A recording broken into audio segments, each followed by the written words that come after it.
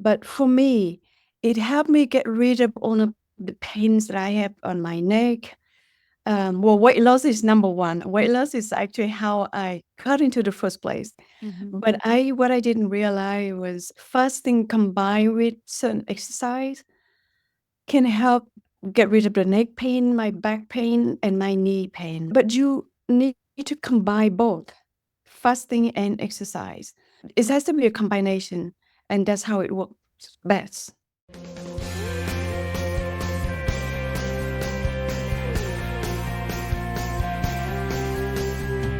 Welcome back to the Sunshine Cafe, where we pour positive back into your day, sharing stories from real people who have made it through some real struggles, but were able to restore their health, hope, and peace. I'm Lisa Roers, your host, and as a certified coach, I'm here to guide you to be your best self-advocate, to help you restore your health, ignite your faith, and conquer those fears while you navigate your own healing journey so you can eventually exchange your dis-ease for durability. If you're looking for hope and encouragement to live a life you love, then you're in the right place. Let's dive in. Hello, friends, and welcome back to the Sunshine Cafe. Our topic today is one I'm very passionate about, as is our guest. In fact, Lien Hoang has been all about intermittent fasting for the past decade. Through her research, testing, and refinement to find the best approach, Kim works with those fasting fans who are looking for how to use fasting and exercise, not only to level up their health, but also to avoid chronic diseases and pain. Kim is passionate about helping people find a fasting routine that really works well for them.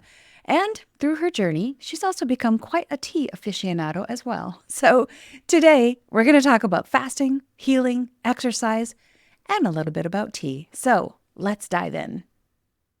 Hello and welcome back to the Sunshine Cafe. I'm Lisa Roers, your host, and I'm really excited to share with you today our topic because I have a guest here with me, Lien Hoang, who is all about intermittent fasting. And she has some wonderful tips and tools that are going to ignite an excitement for you or maybe answer some questions for you about intermittent fasting. So I'd like to just welcome Kim to the show. Kim, thanks for being here. Thank you for having me here. I'm very excited to chat with you. I think your information is going to be insightful. I know a lot of people have a lot of questions about intermittent fasting, what it is it okay for you? Is it good for you? Is it bad for you? So I think we'll touch on a lot of those topics today. On your website and some of your materials, you say that you are an absolute intermittent fasting enthusiast. Yes, Love that. yes. Let's start there. Tell us a little bit about why you are such an intermittent fasting enthusiast and what that means. Yes, because I have tried so many different diets in the past and none of them worked for me. Mhm.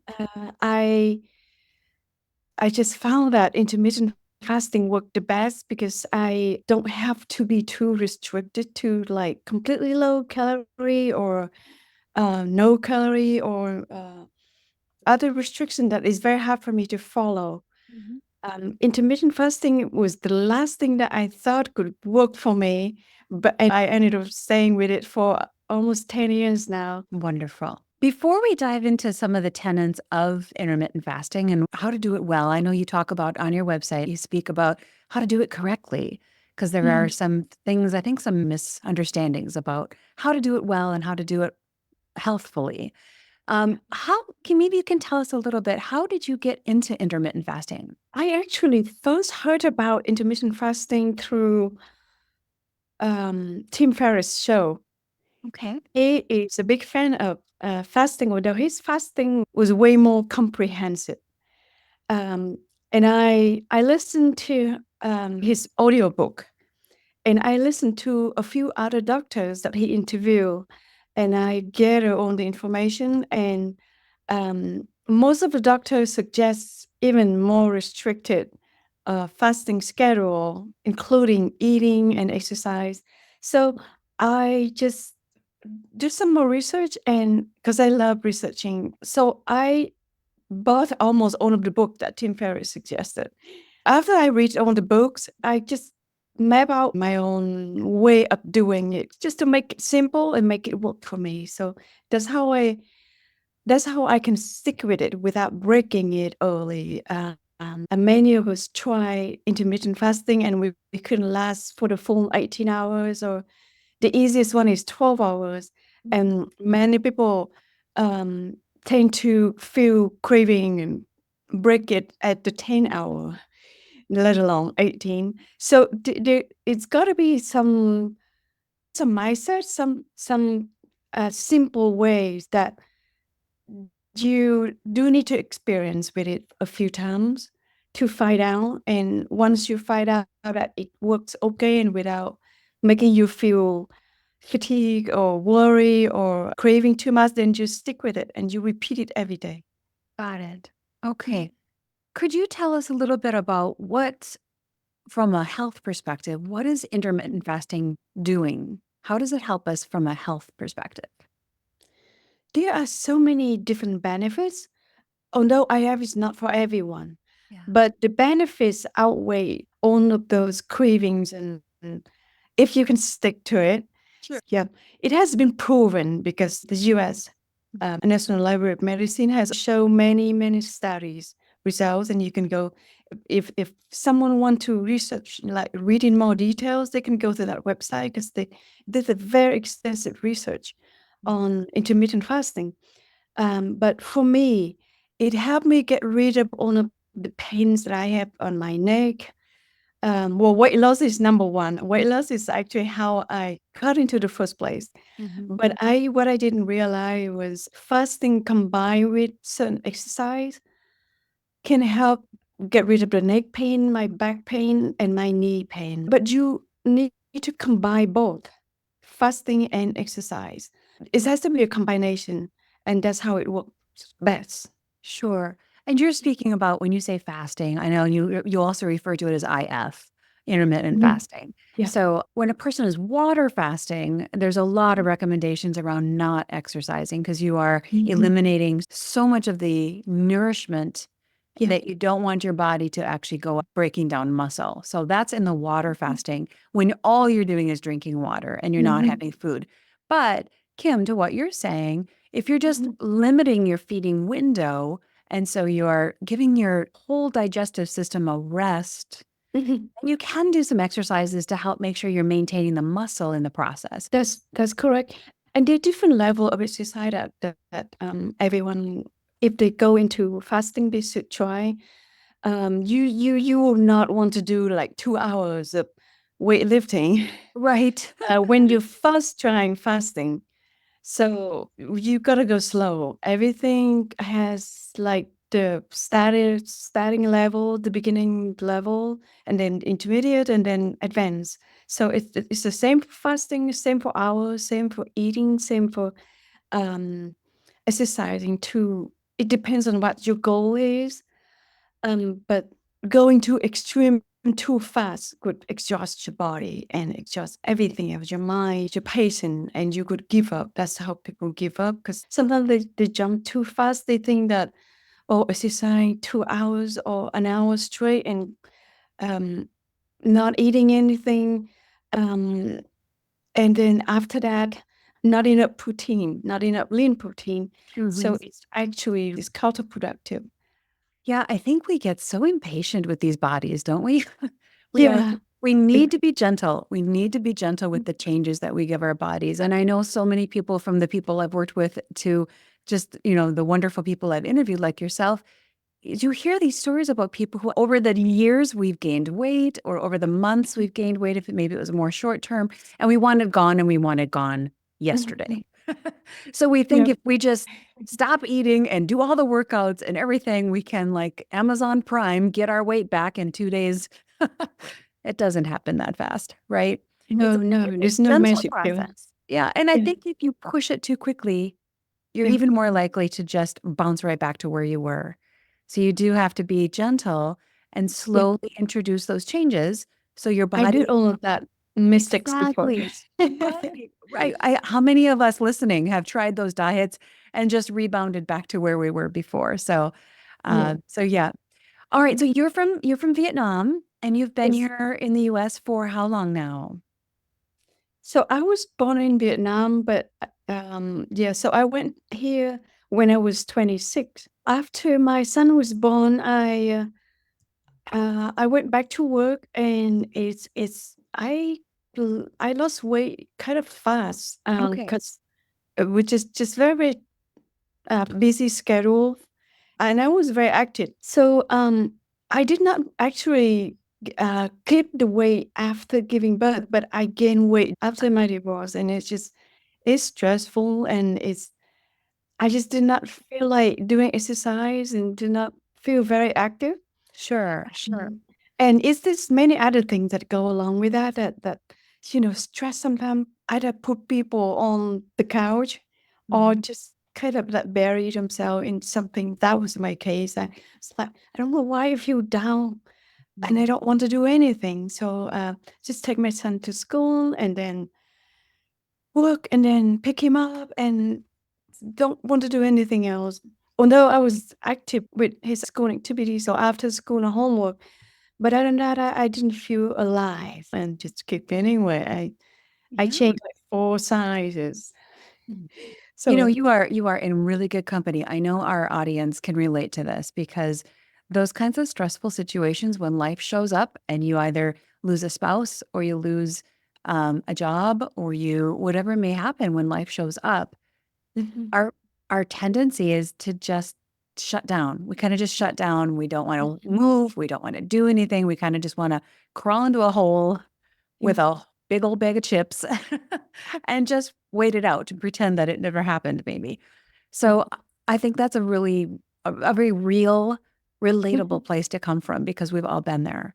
So mhm. coming out of that, then you discovered or had found Tim Ferriss's information, which kind of opened your eyes to a new path, and you decided to give that a try. Yeah. So I listened to his book like actually way before that, way before I Oh, gained weight. So okay. during the weight gain, I tried some diets first. I forgot about his book. I forgot about intermittent fasting. And I just got a bunch of books from the library and try all the different diets, even like photocopy all the recipe and a Mhm. grocery list, shopping list, and went like buy this certain kind of cheese, certain kind of vegetable, and just follow very close. And I even pack lunch every single day, follow diet. But because I did not have time to exercise, or maybe it's could be part of it, but just those diets alone and don't do anything else didn't do any good for me. It didn't Sure. work for me. Yeah. So, and I'm tired of going like buying so many different ingredients for different recipes. Hmm. Some diets can be really strict and the recipe can be expensive. I even followed keto for a while, and all the keto products back then when it first came out, it can be really expensive. And then I read an article online, and I somebody mentioned Tim Ferriss' fasting way, and I was like, "That's right." I listened to his audiobook, so I came back and listened to that. I had to research more, and I like how he make it simple too. Although still, his fasting is a different level. So I map out my own things to try with intermittent fasting, and the first 4 to 5 times was not successful because I broke the fast earlier. But Okay. after that, I was like, I gotta discipline myself because it seems like the best way to get on the benefits without overdoing anything. Sure. So yeah, so Yeah. that's Well, okay. and that's a wonderful point too, Kim, about giving ourselves the grace and the Mhm, freedom to try things a few times and let ourselves fail. I think sometimes we try something new, try a new diet, and then mhm. immediately when it fails, we give up on it completely. Yeah. Well, you don't stand up from a crawling position and end up just walking the first time. You stand up, you No. take a step and you fall. You stand up, you take a couple steps and then you fall. You stand up, you walk across the room and then you fall. So, changing a diet behavior or any real lifestyle change, Mhm, it's going to have some failure and it's okay. It's part of the process. So, I think giving people the freedom to know that that's all mhm, right, that is a huge help. And just understand that it's a process to kind of let your mind and your body adjust. But I really liked what you said about, giving yourself the freedom to make it your own and mhm, understanding that We do talk about diet, fitness, and wellness a lot on Sunshine Cafe. It's just so integral to our life. But I think Mhm, sometimes people kind of get into a hole and think that only one diet is the right diet. But mhm, the right diet is the healthy diet that you'll follow. Now, outside of the chips and cheese and crackers and all of the processed food. So we don't want to encourage that diet. If that's a diet you're following, we might need to shift. mhm, But we do want to encourage you to try intermittent fasted, try keto, try the different things and see which ones mhm, work for you. But to your point, we might need to give it a couple attempts before we know for mhm. sure it's working. So, what did you find with intermittent fasting that was working really well? And how did you adjust it to make it work well for you? Yeah. So fasting, you have to keep up with minimum 12 hours. The Hmm. best fasting window is 18 hours. Why 18? Because that's when your body get um how to put it without using too many medical terms, get your body rest, and then it break down all of the store fat, the Sure. fat that's stored in the body. So it needs time. So if you fast only 10 or 12 hours, your body still have that stored fat. It cannot break it down Right. during those short time. So that's why if you only fast 12 hour, 14, even 14 or 16, it still does not work as effective as if you can go to 18. And that's how I did at the beginning. I did a mistake of fasting only 12 hours and then start eating. And because I think that, oh, I just fast for 12 hours, so now I can eat whatever I want. Yeah. And that is why I didn't get any results. Sure. Um, so uh, I learned from that, and I like this is the best way to lose some weight. So I have to stick with it. I have to change something. So the drinks that you drink during the fasting hours are very important, Okay. and many people underestimate it, the drinks. They just think, like, oh, I have to suffering drinking just water.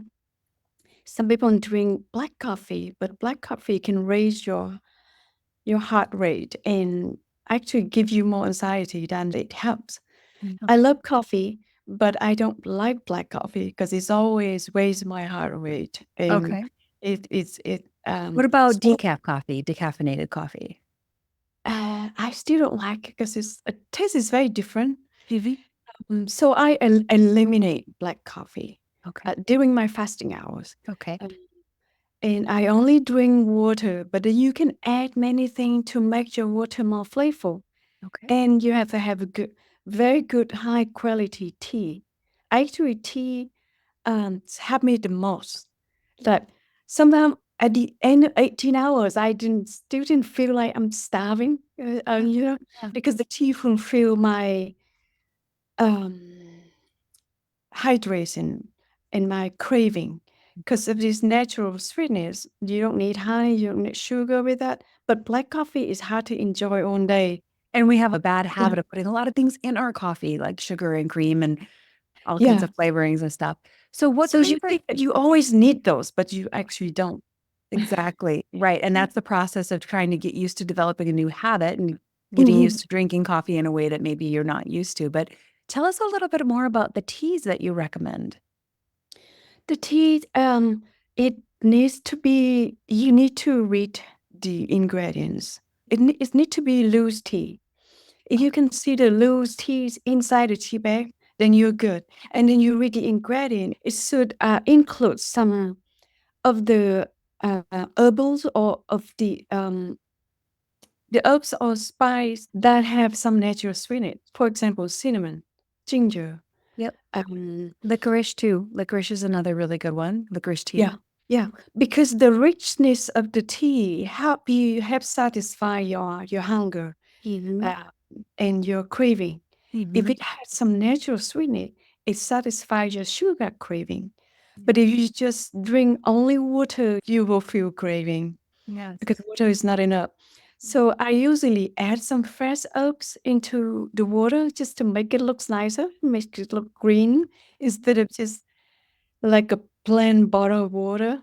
Um, well, later on when I get juices, then I don't need to do it. But at the beginning, I found it's very helpful to see a slice of lemon, slice of lime. Unless you have acid reflux, then you should not add the lime or lemon into your water. But if you don't have any issues, then just go get one lime and one lemon, and you can use that for the whole week.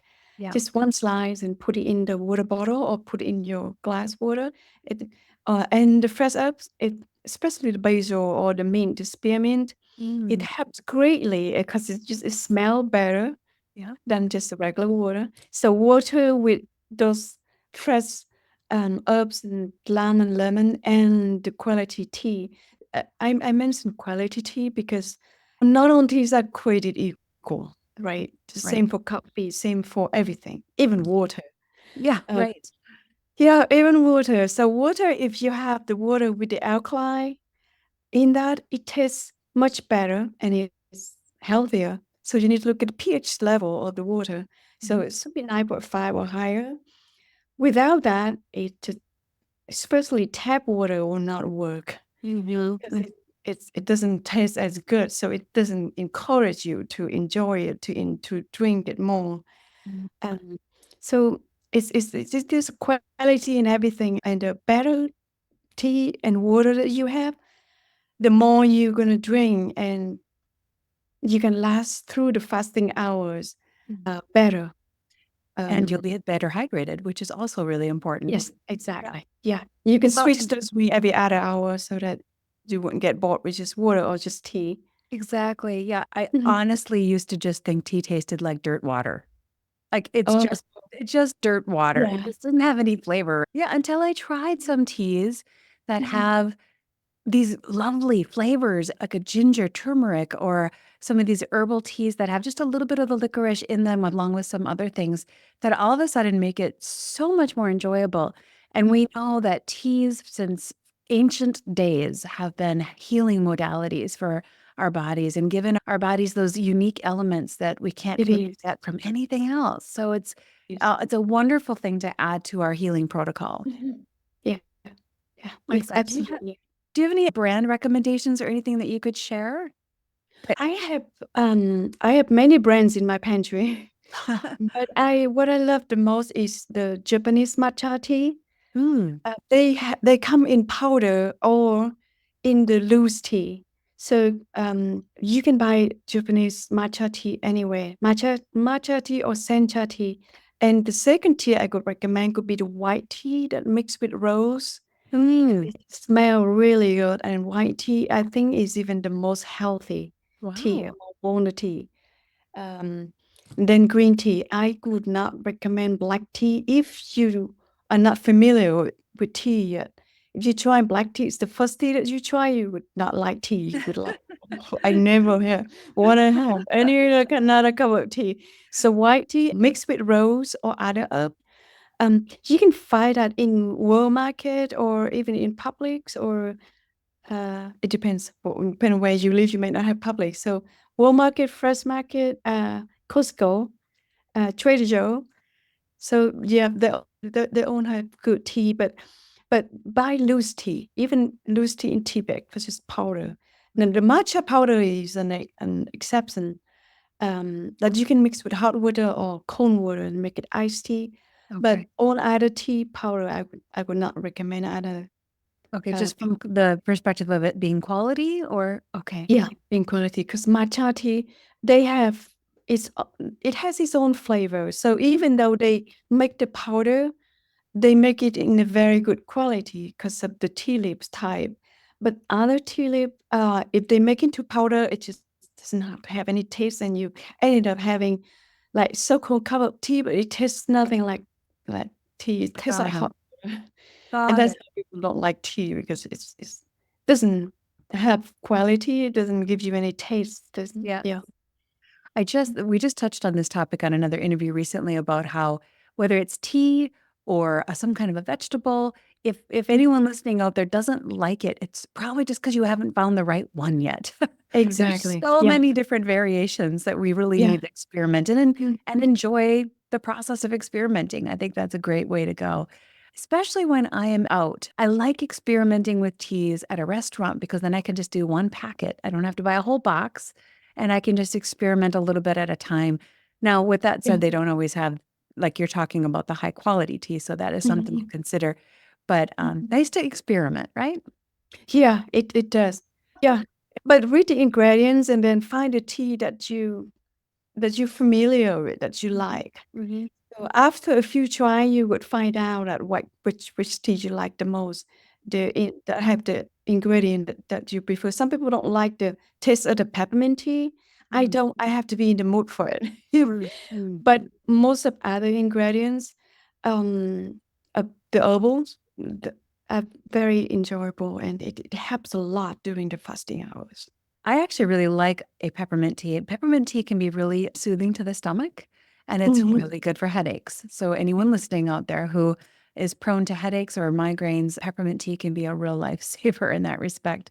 But I think we've all had really bad coffee for those of us who drink coffee. So, I think you can relate that with the teas and say if you've ever had a really bad cup of coffee Mhm. compared to a really good cup of coffee, then you know the range of difference there is on Exactly. tea as well. Good Mhm. to really bad. So, just got to experiment. Mhm. Very Okay, true. so let's go back to intermittent fasting and tell us a little bit about some of the ways that people get it wrong. What are they doing wrong, and what are some of the risks about doing it incorrectly? Mm. So, so of course, I should briefly mention that IF is not for everyone, right? Intermittent fasting is not for pregnant or Mhm. breastfeeding moms, or it's not for people who have diabetes or anyone who need to take the medications with food, right? So it's just not work for people who are in this category.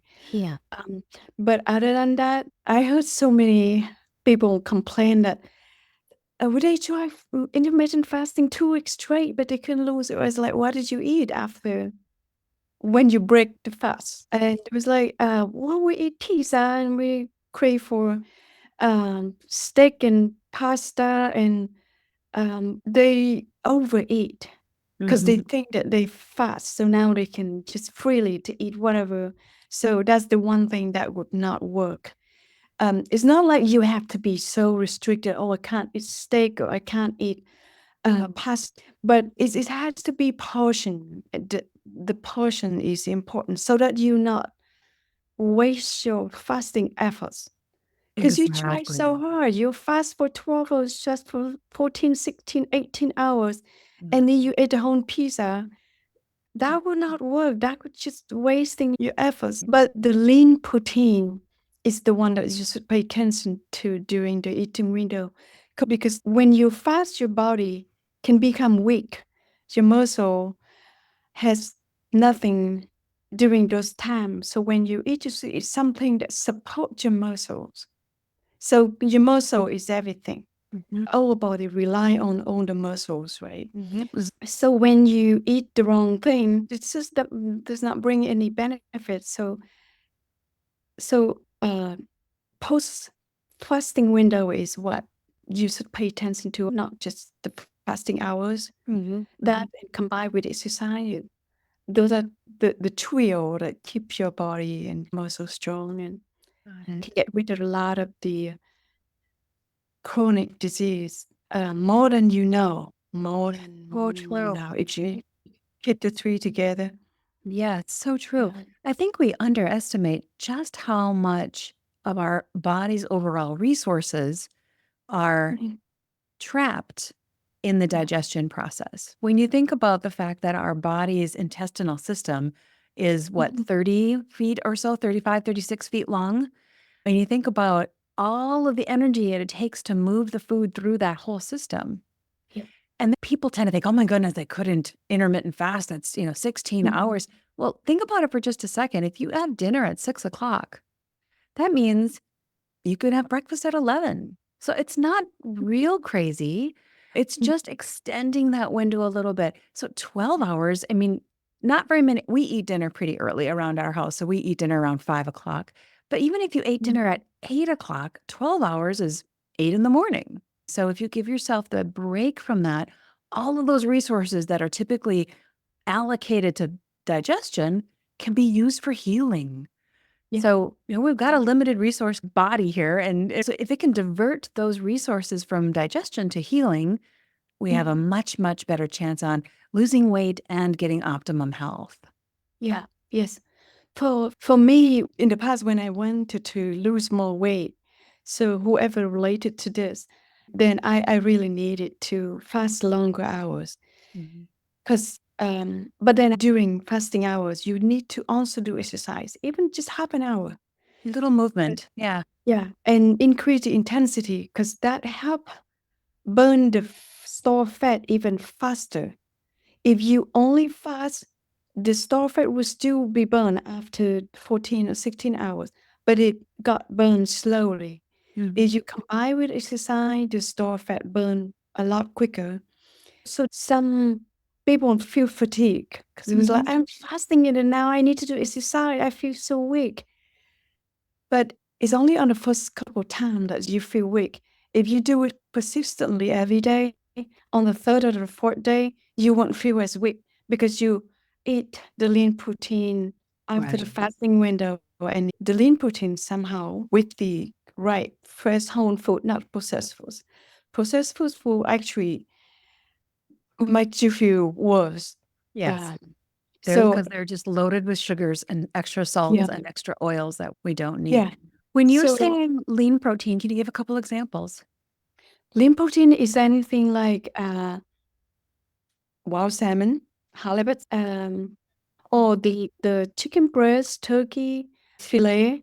The lamb fillet can be very very high in protein, lean protein, not the Sure. fatty Not part. the big, thick hamburger, but more of the Yeah. leaner. Yeah. Oh, yeah. Okay. So And hamburger then, is considered processed food. So yes, true. we should try to not to have that often. Not that you can never have it, but just don't have it often. Yes, right. So just choosing how often we have it is a huge help, right? Yeah. So you mentioned exercise a couple of times, or I like to call it movement, whatever kind of word makes you feel more comfortable with it. Can you give our listeners an example of some of the things you do that are maybe gentle around the body, but also help to get active? Yeah. So many women like different exercise Mm-hmm. and different way, different speed. Mm-hmm. For me, I try very fast exercise, like running really fast on the treadmill or outside on the sidewalk or in the park, and jogging and ellipticals and weightlifting. I try them all. But I found that the one that I can stick with it every day that I enjoy doing is on my elliptical. And you can get a very inexpensive elliptical. You don't even have to sign up for the gym membership to do exercise daily because there are many exercises you can do without any equipment, like jumping jack, jumping rope, or aerobic step jump. That's all you need at the office or at home in the living room, somewhere that you can do that without any interruption to anyone. So, yeah, and especially the squat. You can do squat anytime. If I'm not talking to you now, I work something on my laptop. I could do my squat every half an hour. I could Yeah. do 20 squat or 30 squat. The same for jumping jack, same for jumping rope. You have space. Those are very simple exercise that you can do. But the elliptical I enjoy doing because I can listen to my audiobook. I can even watch some video, Mm-hmm. educational, entertaining, anything like that with elliptical. And the elliptical, it helps you. It is a cardio exercise. Mm-hmm. So you can start with a very low intensity and you can do a lot of things on the elliptical and it works for your whole body. And like you said, it Mhm. might feel hard at first to do those workouts, but it really does adjust over time and you get better and stronger at it.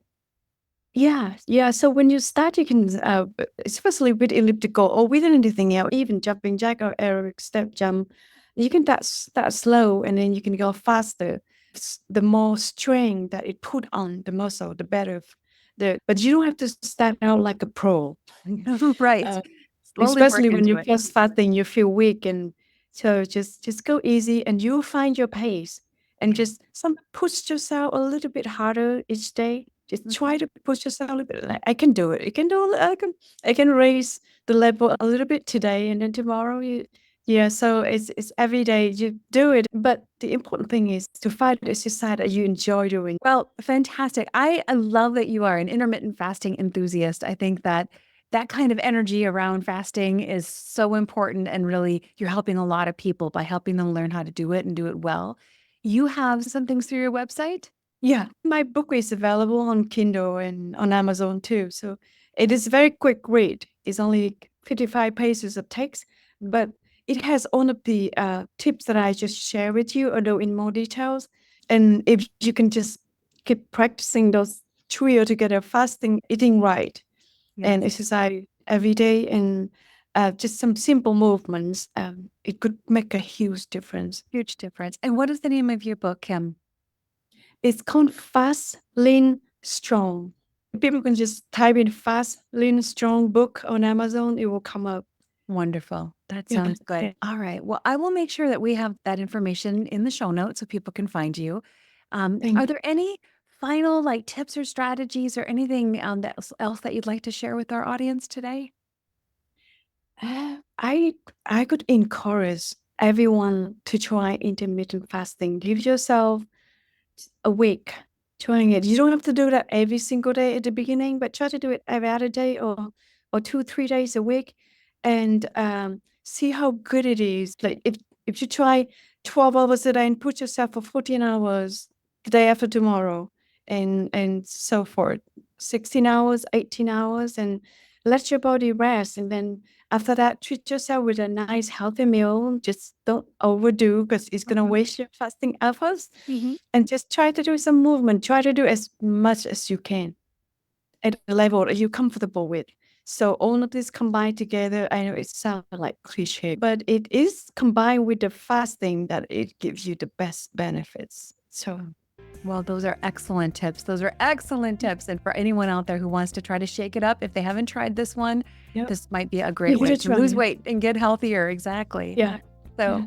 well, wonderful. Kim, thank you so much for being with us today. I so appreciate your insights and ideas. And thank you for the time. Thank you very much for having me here. I'm very happy to chat with you and to share with everyone my experience. Wonderful. Thank you. Well, have a great rest of your day. We'll talk soon. Thank you. You too. Have a great rest of the week. I hope you enjoyed that conversation. I think Kim just has such a calming voice and such a peaceful way about her that she would be a joy to work with for anyone who's looking to use fasting as a way to improve your health. So today I have 5 great takeaways for you, starting with number 1. Intermittent fasting is scientifically proven to be beneficial to our bodies. So if you want to learn more, check out the link here in the show notes for the National Library of Medicine. There, you can dive deep into many, many different studies and learn more about fasting and specifically about intermittent fasting. Number 2, for fasting success, you're going to need the triangle of goodness. Number 1, a well-executed fast or an intermittent fast. Number 2, gentle, muscle-building exercise that will strengthen your frame and maintain your body health. And number 3, healthy eating when you are in that eating window. Don't throw away all that hard work and dedication that you just exercised while fasting by overeating and eating the entire pizza when you are eating. Choose wisely, and you'll have great results, and you'll be allowing your body to heal and grow stronger. Takeaway number 3, the key to our physical health is to take it slow.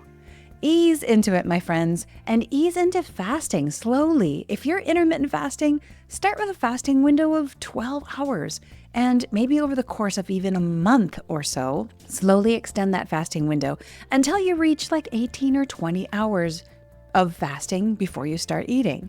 Same with exercise. Start slow and then gradually work your way to more intensity and heavier weights.